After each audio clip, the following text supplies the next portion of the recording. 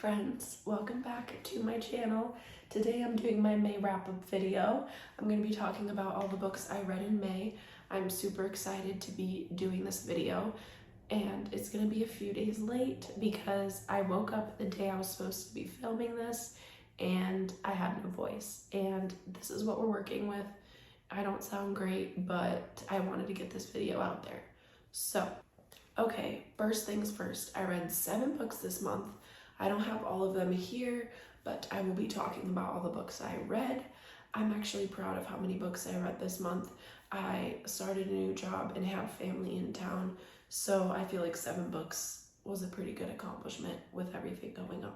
The first book I read was The Love Hypothesis by Ali Hazelwood.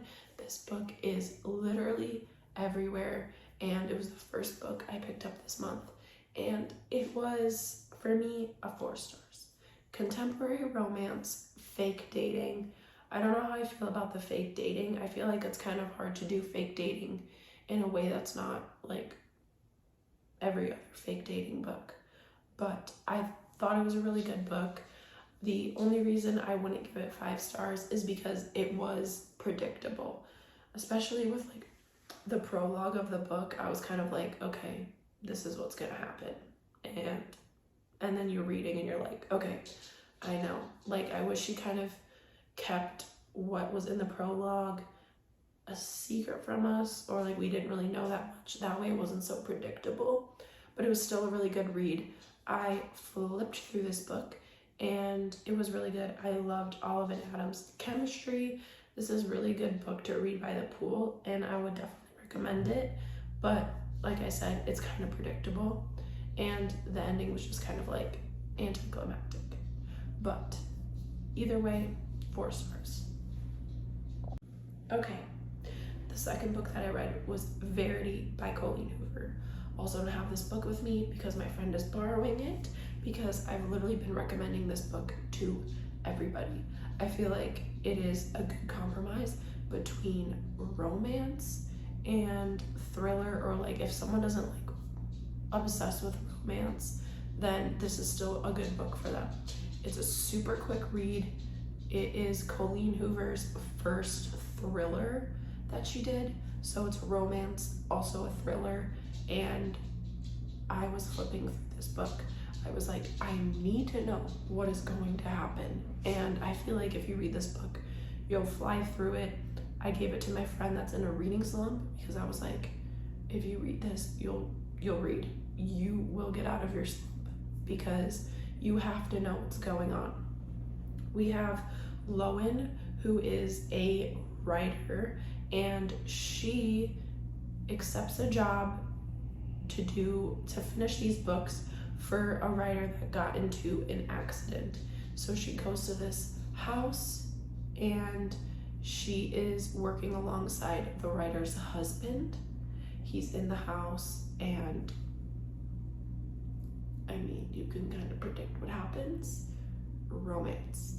And she ends up finding Verity, who is the author's autobiography. That was a secret, and she's reading it, and that's kind of where the thriller comes in, is you're hearing or reading like all of these secrets, and it's juicy. Okay, just trust me, it's juicy.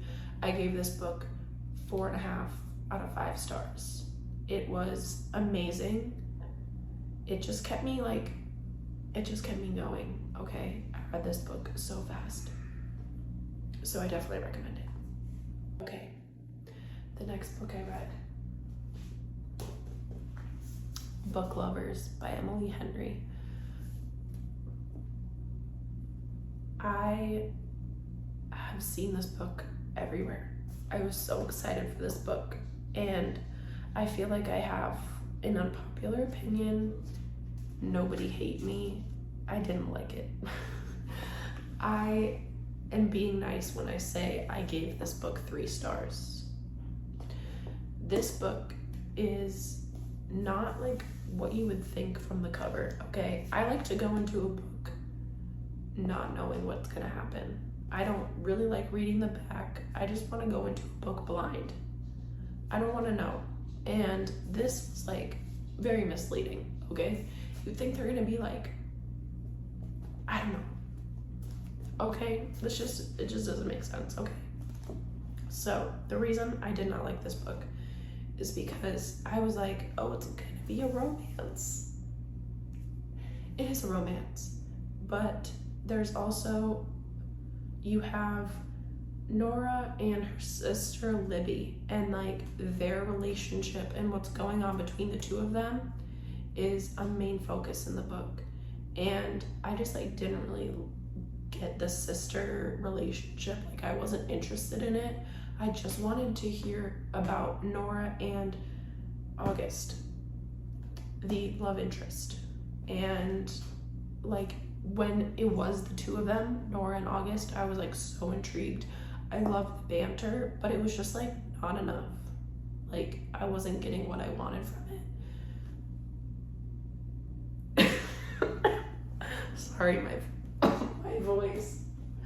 Okay.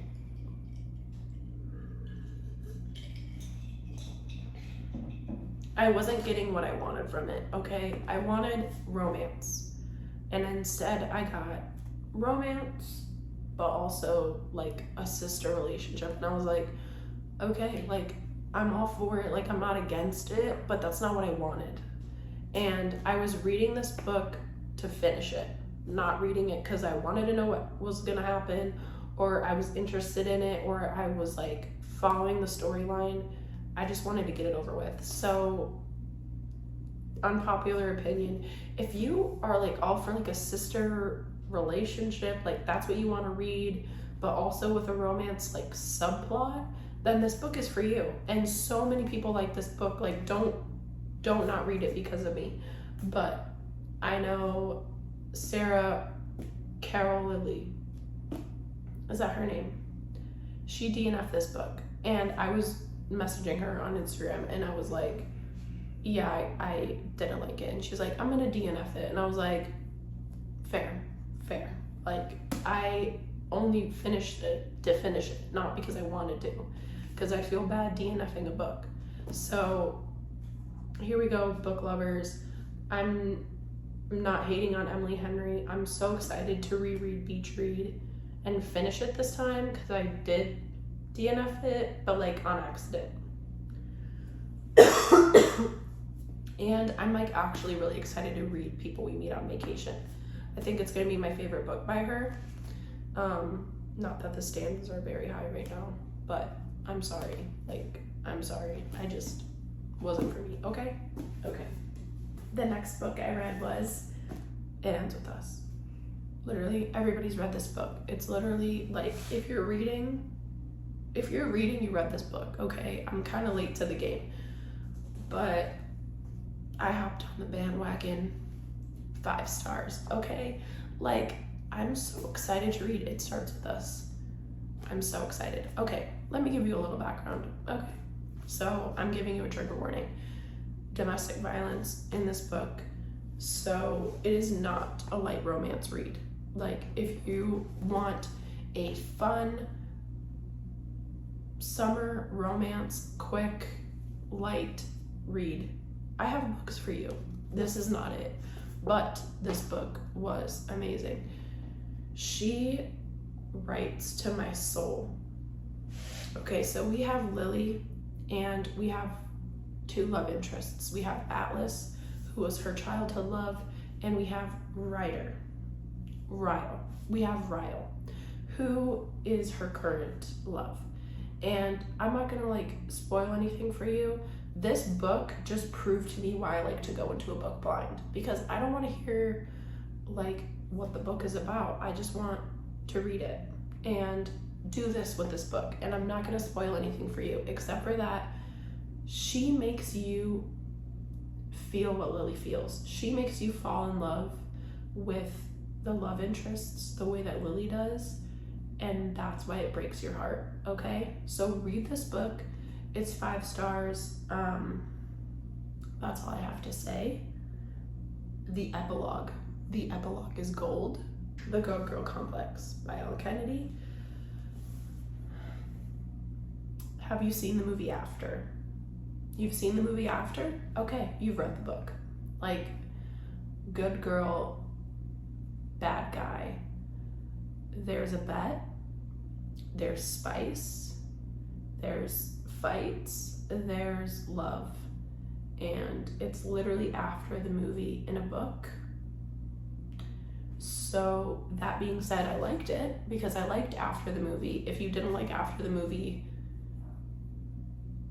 I feel like this book, you would still like it. I feel like you would still like it. It's not cringe like how a lot of people see After, but it is the plot of After. So for that reason, I gave it 3.5 stars. I couldn't give it more than that because I was like, we know what's gonna happen. It was predictable. It was basically like reading the movie, which I know it's a book, but it was basically just reading the same thing. So with that being said, it's a good book. It's a good beach read. It's a good summer read. I flipped through this book. I really liked it. But if you've seen After and you were like, then I don't know. I mean, it's the same thing. Just trust me. But I still liked it nonetheless. 3.5. 3.5 stars, you know? Okay. The 6th book that I read this month was another Colleen Hoover book. Don't judge me. I read 3 Colleen Hoover books this month, okay? I wanted to read Colleen Hoover, okay? I wanted spice. I wanted romance, and I wanted a quick, easy read. And that's what Colleen Hoover gives. And the next book that I read by her was Regretting You by Colleen Hoover. I gave this 4 stars. Okay, so for this book, we have a mother and a daughter. We have alternating point of view between the mother and the daughter, and you see the conflict between their relationship, but you also see their love interests and their relationship with those love interests. So you're kind of going back and forth between that. I liked it because it was written by Colleen Hoover. Like, I don't know if it was written by someone else if I would have liked it as much, just because of the mother-daughter relationship. Like, I wasn't like entirely into, but I did like how you saw things from both of their points of views, and I really thought it added to the book. That being said, it is the least spiciest Colleen Hoover book I've read. There's spice.